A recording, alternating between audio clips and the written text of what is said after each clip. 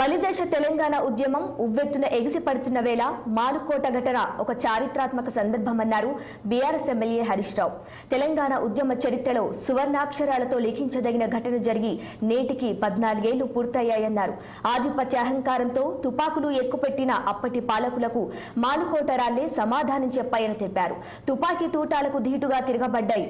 పోలీసుల బుల్లెట్లకు ప్రతిస్పందిస్తూ ఉద్యమకారులు చూపిన తెగువకు సమైక్య పాలకులు వెనుతిరిగిందని చెప్పారు. స్వరాష్ట్ర ఆకాంక్షను మరోసారి బలంగా చాటి చెప్పారని పేర్కొన్నారు హరీష్ రావు.